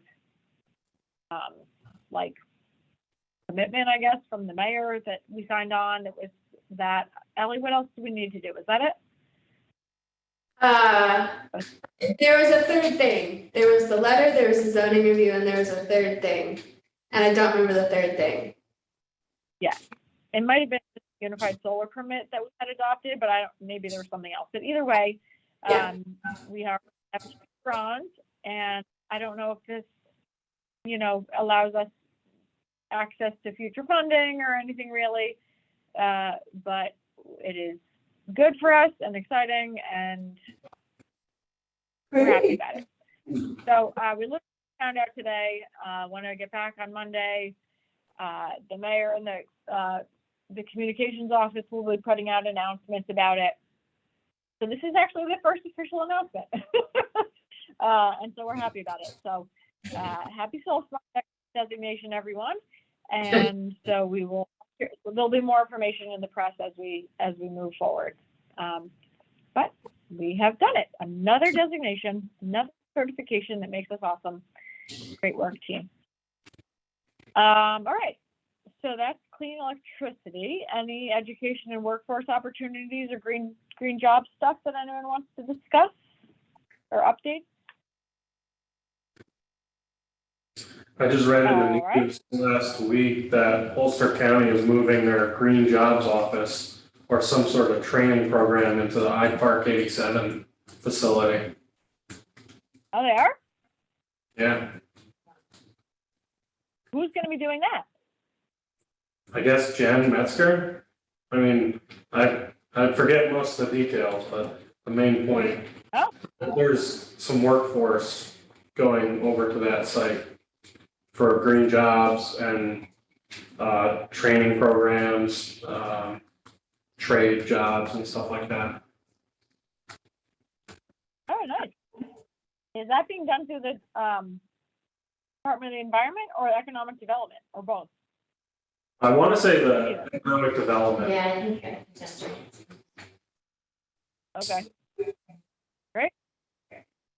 This was part of the, I forget what it was called, but it was some like big chunk of money. I think it was $10 million that the county got from the governor to kind of do a whole like innovation workforce center at the old IBM building, and a component of it is going to be focused on green jobs.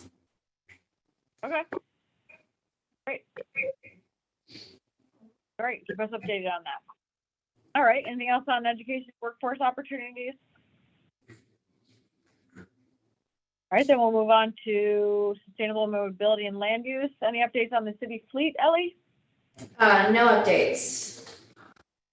Okay, EV infrastructure, I will just say that the Forsyth EV station that was literally just put online is sort of temporarily inaccessible during the day due to the stadium, which is now under construction, but it is accessible at night if anyone wants to use it in the evening.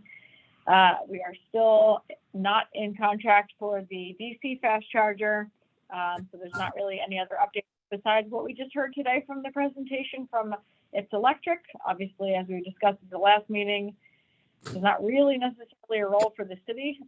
If there were, we would be going out to bid for it. So, but it was good to just hear from the company to understand a new model. But other than that, there's no real EV infrastructure update that I have. Zoning, any updates on zoning, Kevin? Well, the zoning got passed.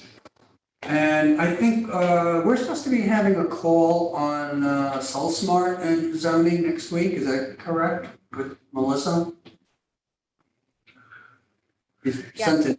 Yeah, okay.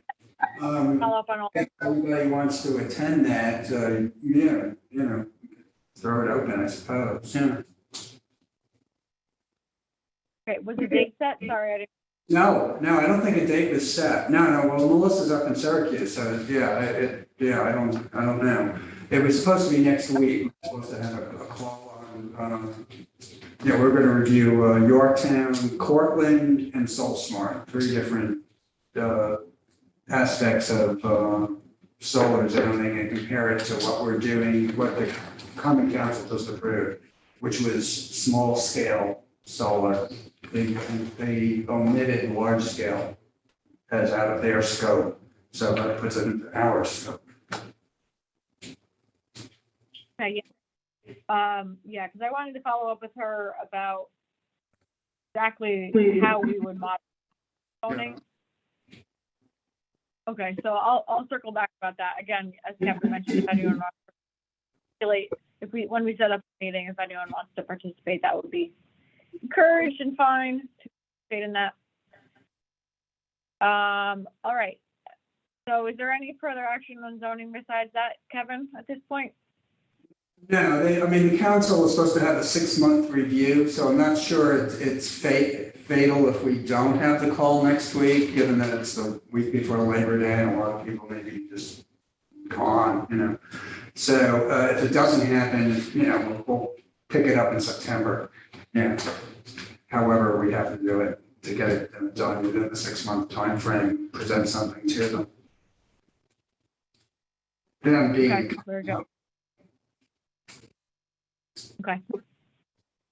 Bike share program, I'm not aware of any action moving forward. I don't know if anyone is aware of the council taking any action. Does anyone know anything else about bike share besides what I don't know?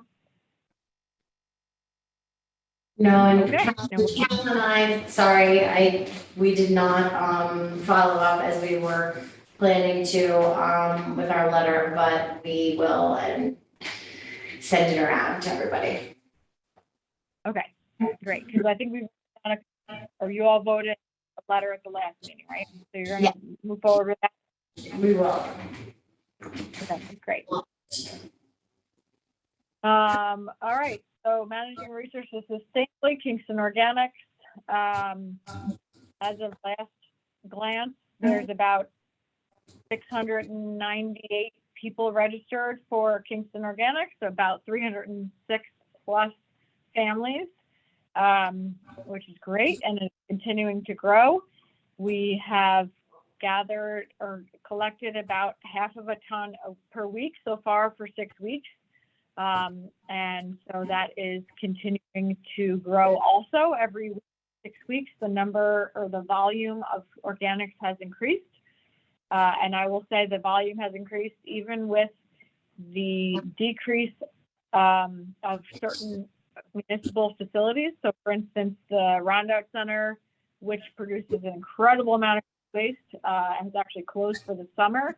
And even despite that loss of their food waste, the volume collectively for the whole system has actually increased. So it is great so far. We've diverted several tons of food thus far in 6 weeks, and it's continuing to grow. And we have had no contamination so far, which is unbelievable and amazing. And I still have about 70 people that have not picked up their packets, which means that we're still, even with all what we're doing, there's still a fraction of people that aren't participating yet. But we'll, at some point, hopefully, there's still open registration and will continue to be.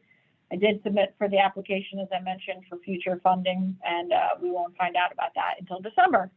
But continue to spread the word about Kingston Organics. It will continue to grow, and the Ulster County Resource Recovery Agency is still supportive of the process, and they're happy with what we've done so far. So, and thank you to everyone who is participating from the commission. Anyone in the commission that has any feedback about it, please let us know. Please let me know. Spread the word.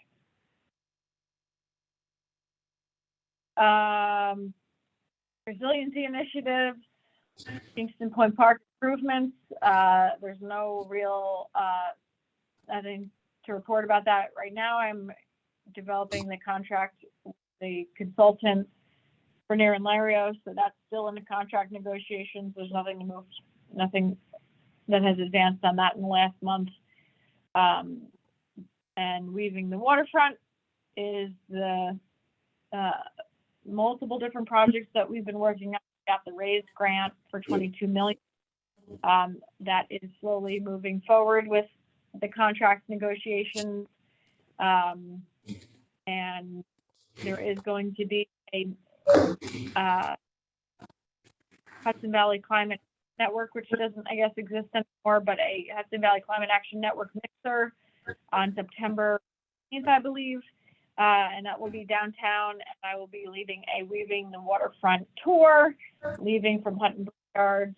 And it's from the whole event is from 4 to 7, but the tour will be around at 3 o'clock, I believe. So if folks aren't connected to what was formerly known as the Hudson Valley Climate Action Network and is now not that, I guess, I don't know, they dissolved it.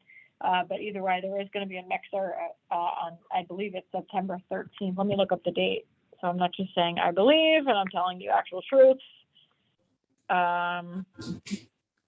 It is September, not 13th, September 14th, from 4 to 7 at Brickyards, called the Climate Action Network Mixer. And if I can circulate the invite. It would be great to have local folks there because it's a local mixer, and it's always great to be connecting with other folks doing climate work in the region. And it's right here in our own town, so, and it's free. So I will circulate a note about that. All right, moving, yes, Haya. To go back to the Kingston Organics, is the Kingston Organics live event on September 19th still a thing? Yes, we are going to be discussing that when we talk about the Climate Solutions Week event. Okay, good. Sorry, jumping around. Okay. All right. so the budget, 2024 climate smart budget, at our last meeting, we discussed request for $1,000 for a variety of things, including Repair Cafe. That request has been submitted, and it has passed through the department head, and it has been reviewed temporarily, at least, or preliminarily by the mayor. And so far, it has not been mentioned that it will be cut. So I just want to let you know it has been inserted as a proposed budget for the 24 budget. That's the remaining action that I'm able to do. Everything else moving forward is advocacy on the department head's part, who is Lindsay Kimbrough, since it is her department that my budget is within. I would guess that it will go by with flying colors, but I don't know for sure. You can keep an eye on the budget process through the city's website. There's going to be an interactive budget portal thing where you can click on budget stuff, but the draft budgets were due to the mayor by August, 5 days ago, and he will be reviewing them upon his return from his vacation. And then they will be negotiated over the next couple of weeks and months. So, looking good for the budget. And then, by the way, once the budget gets adopted, then it will be under my office in my budget lines. And then when Climate Smart wants something out of the budget, request something, then that will just be a request to me, and then it will go through the procurement process.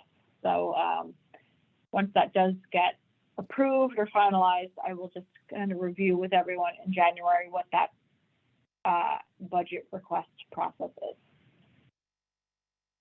All right, so climate solutions event planning. So per our discussions at our last meeting, we have established 2 events that are climate smart events during the week of the climate solution. So they are both on September 19th. So September 19th from noon to 1 will be CCA 101 Lunch and Learn. It's going to be the Community Choice Aggregation 101. And it's going to be a webinar, live, free. And it will be hosted by my office and Manhattan Energy Transitions.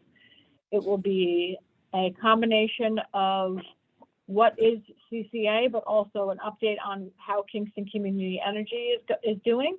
So it will be applicable for anyone interested in CCA from the region, but also, there will be a lot of specifics about our Kingston CCA. And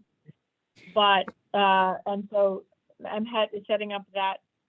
I'm setting up that webinar, and so I will be circulating the link when I get back.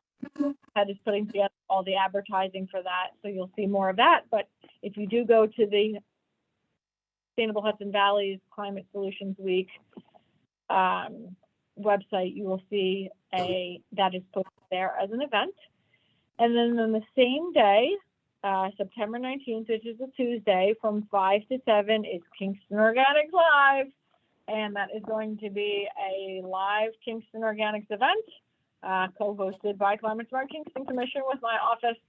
It's going to be at Forsyth Park, and several of you have already committed to being able to be there, and I really appreciate that. Right now, what I've committed so far is we're going to have a Climate Smart table, and then we'll have outreach information at that. You'll have the banner and everything, and I have all that you can have on the table. It'll have the brochures, our standard Climate Smart brochures and our magnets and things like that. But also, Ulster County Resource Recovery Agency is committed to being there, and they're going to have a vermiculture demonstration. So that's composting with worms. They are going to have some a big trifold thing with information, but also a couple hands-on games for kids. And they are going to, they do not have a composter to give away, so I have to purchase one that we will give away. And at the Climate Smart table, we're gonna have some kind of raffle that I'll pull together where we'll give away a composter. Uckridge does not want to sell their compost, so I have to reach out to Community Compost Company to see if they want to sell their compost, which hopefully they will. And then I'm gonna have the obviously, so it'll be at Forsyth, so there's our largest Kingston Organics drop-off setup is there, and then people will be able to see how that works. I'll have some food scraps there for demonstration and some little pails, and then also the packets for people who have not picked them up yet, and people can register live at that site or that live event. And if anyone can think of anything else, let me know. I mean, I kind of want it to be kind of low key, but I'll be working a couple when I get back to work on advertising and promotion of this event. I don't expect to be huge amounts of crowds, but basically just an event for either folks who are already participating in Kingston Organics, if they want to come and learn more or get tips or see how it works, or people who don't know anything about it that want to come check things out. Just another way for us to continue to promote organics and food scraps diversion. But I don't know if anyone else had any other suggestions. I know a couple of you said that you can be there, so ideally you would be able to be there at like 4:30 on the 19th for setup.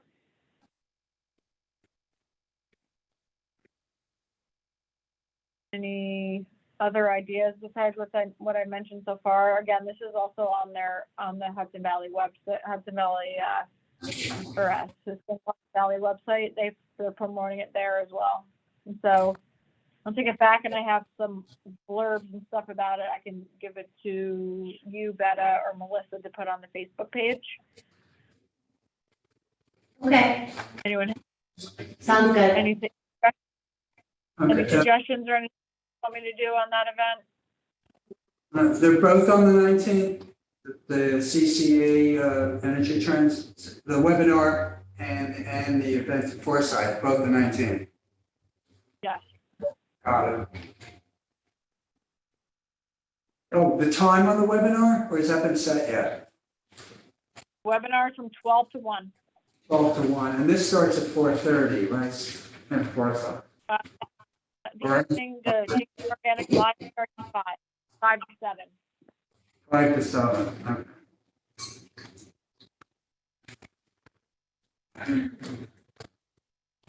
Okay, so I'll keep you posted and let you know if I need anything. And for folks that they can help out, I will send a follow-up email with details.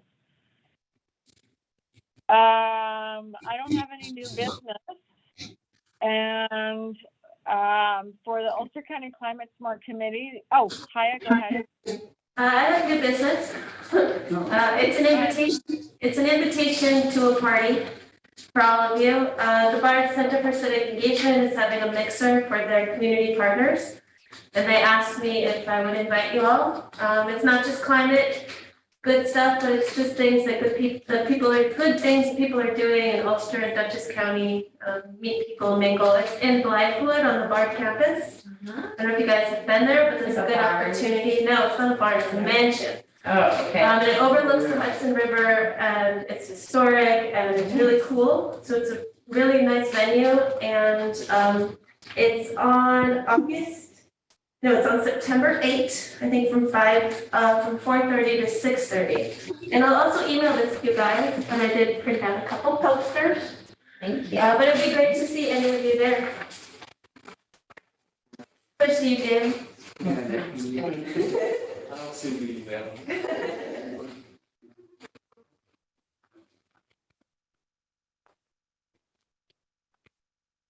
All right, thank you for sharing that. Any other announcements or communications or events? Yes, Roberto and I had to cancel the trip to outside, for the green hydrogen house outside of Princeton, because a guy was charging $400 for the house tour. And it's just like, no, after all the discussions with Melissa about getting reimbursed for a pizza. No, Princeton. But Roberto did find another, a place, I think it's more industrial down, and it's outside of New Haven.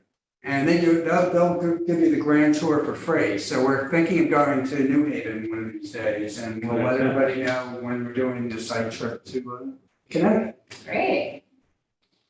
And I do have the videos from the guy in New Jersey, which I can send a link to so people can get a handle on what exactly the green hydrogen thing is about if you're not familiar with it already. But it does have a couple of issues. One of them is excessive use of water. Like everything else is always a drawback, but Roberto is really excited about it, so we're going to do it. Great. That's awesome. Any other announcements or events? All right.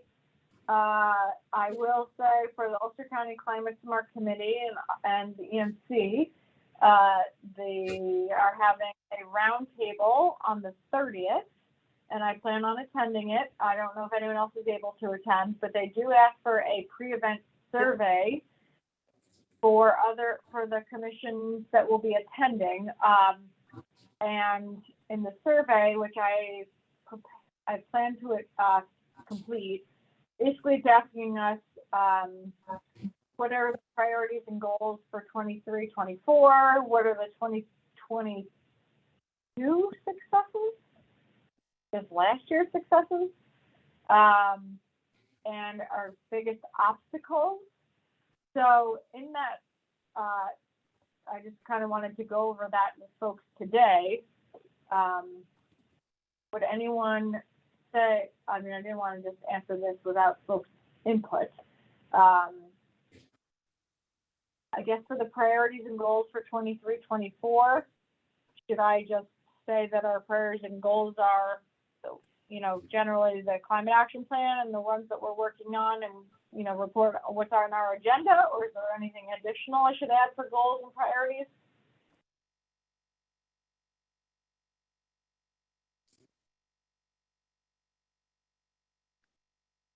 All right, I'll add what we're working on our agenda.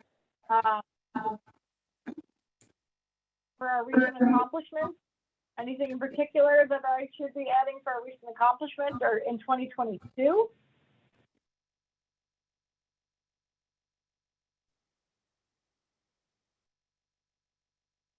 Sorry, what was the question, Julie? 2022 successes, our recent accomplishments.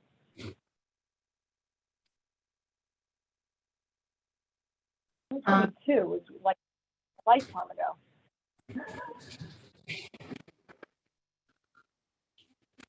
I don't know, it's been a long day. We installed the solar array in 2022. Wasn't it the Yep. biggest Earth fair?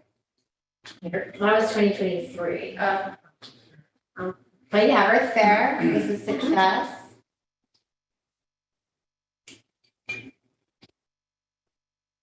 Okay. I'll look back on 2022 and as the successes. I guess the question that really comes forward the most that I'd love to hear people's thoughts are, what are committee's biggest obstacles? What do folks think that our committee's biggest obstacles are? Well, I think we have a lack of diversity on our board. I don't know if it's like Okay. an obstacle to accomplishing things, but I think just generally community engagement. Sure, yeah, that's a better way of saying it. I think more community engagement.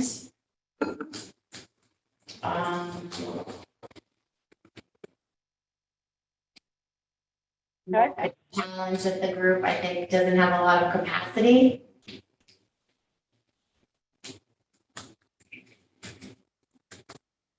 Okay. Any other obstacles that you feel like we have? Those are three very strong obstacles that we have been dealing with and will continue to deal with, and I'm sure that they are similar to other communities, but I will certainly mention those. Is anyone else here planning on going to that event, or does anyone want to carpool or need a ride? When is it? It is on the 30th.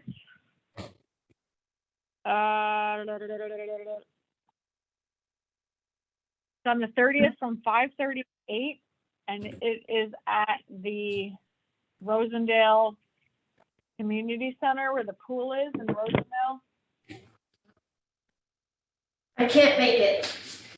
Yeah, I can't make it this year, going out of town. Well, if anyone else is gonna plan on going and wants to ride, let me know.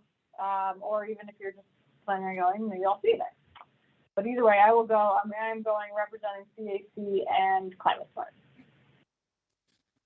All right, any other announcements, communications, events, or updates? Social media postings, we talked about posting a thing from Imani. Is there anything else that we should be posting at this point? Her email, the email that I like captured sort of bounced back. So if you have her email and send it to me, Julie. It's it ends in just .energy. Oh, I don't know, it popped up and then it like so. I have an issue too with that. Like mine filled it in as .energy. Yeah. .energy. Okay.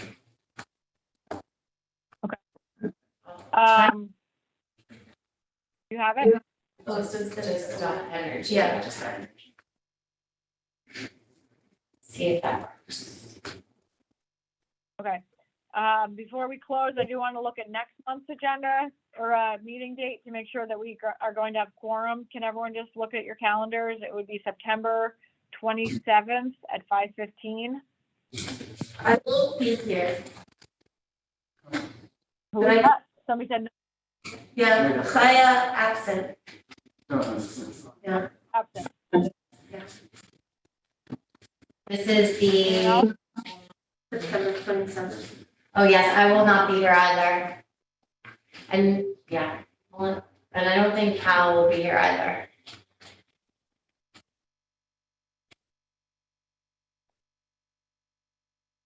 All right. Anyone else? Okay, I'm going to send a note to the folks that are not here today to make sure we have quorum. But for now, is there everyone else who's here can be here? Yep. All right, so that means 1, 2, 3, 4, 5. I would need at least one person to definitely be here, have quorum. For now, hold that on your calendars. Is there any other business? Aneshka, is there anything you wanted to add to the meeting?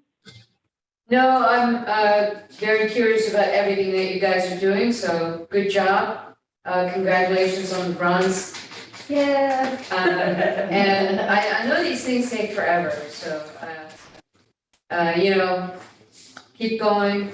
I'm really pleased to be sitting in on these. Cool. Thank you. Thank you. All right. Not, we need a motion to adjourn. Motion to adjourn. Second. Dan, second, all in favor? All in favor of adjourning? Okay, very good. Thank you, everyone, and thank you, Ellie, for organizing this on your end. Have a great week, everyone. See you soon. Enjoy the rest of your vacation. Yeah, thank you for doing it. Okay. Do you need me to do anything with the tablet? No, I'm gonna end it in about 1 second, and then you're going to just make sure the light is turned off and lock the building when you leave. Okay, you want me to wait for everybody to go before I lock the building? Okay, got it. All right. Yeah.